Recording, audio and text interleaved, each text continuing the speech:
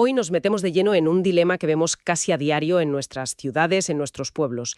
¿Qué hacemos con los edificios antiguos que ya no se usan? Hablo de esas fábricas enormes, palacios olvidados, o esas casas de campo que, bueno, se caen a trozos. Son parte de nuestra herencia, pero el tiempo los ha dejado obsoletos y corren el riesgo de desaparecer. Sí, es un tema muy complejo. Para analizarlo, vamos a apoyarnos en un artículo académico de la revista Liño. Se titula Incertidumbres en las intervenciones en el patrimonio edificado, conflictos permanentes, y lo firma Víctor Manuel Cabrera García. Un texto muy interesante, la verdad. El objetivo es entender por qué es tan complicado conservar estos sitios. Viajaremos al origen del debate y aterrizaremos en los conflictos actuales entre proteger la historia y cumplir con las leyes de hoy. La pregunta es, ¿cómo encontramos el equilibrio? Es que esa es la pregunta del millón. Y el artículo, de hecho, arranca con una idea que es muy directa. El patrimonio es un recurso, sí, pero si está abandonado, si es una ruina, pues no sirve de nada. Es capital muerto. Claro. Y muchos edificios no acaban en ruinas por un desastre, sino por algo mucho más lento, la ruina funcional. Simplemente se quedan sin uso, nadie los cuida y, claro, el tiempo hace el resto.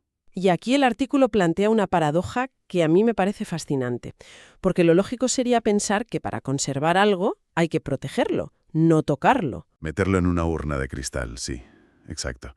Pero el texto dice justo lo contrario. Los edificios que han sobrevivido son precisamente los que se han ido transformando, los que se han reutilizado siglo tras siglo. Totalmente. Antes del siglo XIX a nadie se le pasaba por la cabeza el concepto de valor histórico como lo entendemos ahora. Lo que mandaba era la función. Si hacía falta más espacio, se ampliaba y punto, ¿no? Y punto. No existía esa obsesión por la autenticidad. Y ese precisamente es el punto de inflexión. Todo este debate sobre cómo intervenir en el patrimonio nace en el siglo XIX. Claro, la revolución industrial, el concepto de nación. Exacto. Es un momento en el que se empieza a mirar al pasado para buscar símbolos. Y ahí, en ese caldo de cultivo, es donde nacen dos posturas radicalmente opuestas que, en el fondo, siguen definiendo el debate hoy en día. Vale, pues vamos a esa batalla de ideas que es el origen de todo el lío. En una esquina tenemos al arquitecto francés Eugène Emmanuel Viollet-le-Duc. Un nombre clave, sí. Su filosofía era que un edificio sin uso era un edificio sentenciado, debía estar vivo, ser útil. Pero su método fue Polémico. muy polémico. Hay una frase suya que lo resume todo. Restaurar un edificio no es mantener, reparar o rehacer, es restablecer el estado completo que tal vez no ha existido en su momento. Un estado que tal vez nunca existió. Eso suena... ¿Peligroso? Lo es. A esto se le llamó restauración estilística. A ver, para que me haga una idea. ¿Me estás diciendo que si él veía un castillo del siglo XII con una ventana del XVI, la quitaba y ponía una inventada por él que le pareciera más medieval? Eso es exactamente. Buscaba una pureza de estilo ideal, eliminando todos los añadidos que él consideraba impuros. Y si algo estaba en ruinas, lo reconstruía de cero, imitando el estilo original. Vaya. El artículo pone un ejemplo muy bueno. Una foto de una ampliación de una casa rural en La Palma, de 2005. El volumen nuevo es un clon del antiguo. Mismos materiales, misma forma. A ojos de Viollet-le-Duc sería perfecto. Pero hoy eso nos parece un falso histórico, ¿no? Es como engañar. Ese es el gran riesgo, sí, y la gran crítica a su método. Se pierden las capas de la historia, la vida real del edificio. Ahora bien, hay que reconocerle su enorme conocimiento técnico. No era un simple decorador. Le preocupaba que el edificio fuera sólido y funcional. Entendido. Pero sí, su enfoque podía crear fantasías. De hecho, la Ley de Patrimonio Española de 1985 prohíbe explícitamente imitar el estilo original. Vale, y en la esquina contraria del ring, ¿a quién tenemos? A John Ruskin, crítico de arte, pensador. Si Viollet-le-Duc era el pragmático, Ruskin era el poeta romántico. ¿Y su visión era? Radicalmente opuesta. Y muy moral. Para él, la frase era demoledora. Restaurar un monumento es destruirlo. Y ya está. ¡Qué rotundo! Entonces, ¿qué proponía? ¿Dejarlo todo caer? Casi. Él creía que los edificios tienen un ciclo vital, como las personas. Nacen, viven, envejecen y mueren. Y hay que respetarlo. Hay que respetarlo. La única intervención válida para él era la conservación mínima. Apuntalar un muro para que no se desplome, arregar una gotera. lo justo, pero aceptando sus arrugas, sus cicatrices. La pátina del tiempo era su máximo valor. La idea es muy bonita, pero también parece un poco impracticable. Si le hubiéramos hecho caso, media Europa estaría en ruinas, literalmente. Desde luego. Pero su argumento no era técnico, era moral. Él decía algo muy profundo, que esos edificios no nos pertenecen. Son, en parte, de quienes los construyeron y, en parte, de las generaciones futuras. Y no tenemos derecho a borrar su historia. Exacto. Para él, la ruina era un final noble, casi poético. Vale, tenemos los dos extremos. El que reconstruye un ideal y el que lo deja morir con dignidad. Alguien tuvo que buscar un punto medio. Sí, y esa figura es fundamental para entender cómo se trabaja hoy. El italiano Camillo Boito. Él se coloca justo en medio. ¿Y qué propone? Pues critica las invenciones de Viollet-le-Duc, pero tampoco acepta la parálisis de Ruskin. Boito defiende que la restauración a veces es necesaria, pero con unas reglas muy claras, unas reglas de honestidad, por así decirlo, justo. Y la principal, la que ha marcado toda la restauración moderna, es el principio de distinguibilidad. Su máxima era, lo nuevo debe diferenciarse de lo viejo. A ver, ponme un ejemplo práctico. Pues si tienes que rehacer un arco, usa un ladrillo un poco distinto. Si añades un muro nuevo, no copies las molduras antiguas. Incluso proponía algo tan sencillo como grabar la fecha de la intervención en la piedra. Es una cuestión de respeto por el original, por el documento histórico. Exacto. Se trata de intervenir para garantizar el futuro, pero sin falsear el pasado. O sea que el debate que tenemos hoy en día viene directamente de estas tres figuras del siglo XIX. Pero me imagino que la cosa se ha complicado mucho más. Muchísimo más. Hoy el debate filosófico se ha convertido en una batalla campal de normativas. El artículo lo llama, muy bien, un campo de incertidumbres, porque la idea que se ha impuesto es que para conservar algo hay que usarlo, ¿no? Esa es la clave. Las imágenes del artículo de las casas abandonadas en La Palma son muy elocuentes. Techos hundidos, muros vencidos. Es la crónica de una muerte anunciada. Y ejemplos de lo contrario tenemos por todas partes. Estaciones de tren que ahora son museos, conventos que son hoteles. Exacto, la reutilización. Pero aquí empieza el laberinto.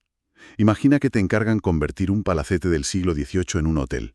Pues te vas a encontrar con dos bloques de leyes que a menudo se dan de tortas. Desglosemos ese conflicto. ¿Cuáles son esas dos legislaciones? Por un lado, la legislación de patrimonio. La Carta de Venecia, la ley española. Son normas herederas de Boito. Te dirán que la intervención debe ser mínima, respetar los materiales y que lo nuevo debe ser reconocible. Protegen el alma del edificio. Vale, lógico. ¿Y por el otro lado? Estándares modernos de seguridad, habitabilidad, accesibilidad. Y ahí es donde explota todo. Ahí explota. Claro, me lo imagino. El CTE te pide una escalera de incendios, pero la ley de patrimonio te dice que no puedes tocar la fachada. Exacto. O te exige un ascensor para que sea accesible, pero la escalera de mármol del vestíbulo es intocable. Es una locura. Es que es un callejón sin salida. Te cuento un caso. El arquitecto de nuestro hotelito tiene que poner un ascensor. Patrimonio le dice que en la escalera ni hablar. Propone ponerlo en el patio, pero el patio tiene un mosaico original. Se lo deniegan. Propone sacrificar una habitación secundaria, pero eso altera la distribución histórica. Y mientras el propietario, que ha invertido un dineral esperando a que le den la licencia. Claro. Tienes al propietario, a la administración de patrimonio y al arquitecto en medio intentando hacer encaje de bolillos y asumiendo una responsabilidad legal enorme, porque la ley permite soluciones alternativas, pero no están estandarizadas. Quedan a criterio de cada técnico y cada ayuntamiento. Es una inseguridad jurídica tremenda. Exacto, y eso paraliza muchísimos proyectos. Y viendo este panorama, ¿tenemos algún ejemplo a gran escala en España donde este conflicto se haya resuelto bien? Sí, y es un ejemplo fantástico, el Matadero de Madrid. A principios del siglo XX era un complejo industrial neomudéjar, unas naves de ladrillo espectaculares. Pero el uso de matadero en el centro de Madrid desapareció. Claro, en los años 90 quedó abandonado, un caso perfecto de ruina funcional a escala gigante. ¿Y qué se hizo? Pues en lugar de demolerlo, el ayuntamiento apostó por convertirlo en un gran centro cultural. Y la estrategia fue un manual de buenas prácticas. Se respetó al máximo la estructura original, el ladrillo, las cubiertas, el esqueleto industrial. Y las nuevas necesidades, el CTE, la climatización, la acústica. Ahí está la clave. En vez de alterar la piel histórica, se crearon cajas o estructuras nuevas dentro de las naves, volúmenes con un lenguaje actual de hormigón, acero, vidrio, que resuelven lo técnico sin agredir lo histórico. Siguiendo el principio de Boito de diferenciar lo nuevo de lo viejo. Totalmente. Y hoy es uno de los centros culturales más vibrantes de Europa. El uso no solo ha salvado el patrimonio, lo ha convertido en un motor para la ciudad. O sea que la conclusión del artículo es clara. Para poder legar nuestro patrimonio no basta con ponerle una placa.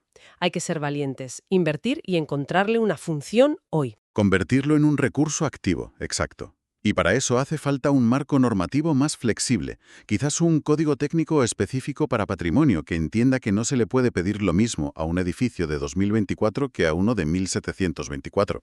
Hay que entender los edificios como un ente vivo, como dice el texto. Ese es el único camino. Cualquier intervención tiene que partir de un estudio profundísimo que compatibilice tradición e innovación. Y que garantice la conservación, sí, pero también, y esto es fundamental, la seguridad de las personas que lo van a usar. Bueno, a modo de resumen, hemos visto cómo el debate viene de lejos, de esa lucha entre Violette Leduc, que quería un esplendor idealizado, y Ruskin, que prefería dejarlos morir con dignidad. Una lucha casi filosófica, sí. Y hemos visto cómo hoy ese debate se ha convertido en un nudo práctico, un conflicto entre las leyes que protegen el alma de los edificios y los códigos que exigen que sus cuerpos sean seguros para el siglo XXI. Y la idea fundamental que queda es esa paradoja del principio. El uso y la adaptación son la mejor garantía de conservación. Un edificio sin gente está condenado. La gestión sostenible busca precisamente ese equilibrio, aprovecharlo hoy sin comprometer su valor para el mañana. El artículo termina con una cita de Miguel de Unamuno, que creo que lo clava. Respetar lo pasado, renovando la tradición, es una de las maneras más hondas de fraguar porvenir y hacer progreso. Es perfecta. Y esto nos deja con una reflexión final. La próxima vez que pasemos por delante de un edificio antiguo, una fábrica abandonada, una casona en ruinas, seremos capaces de ver no solo lo que fue, sino también todo lo que todavía podría llegar a ser.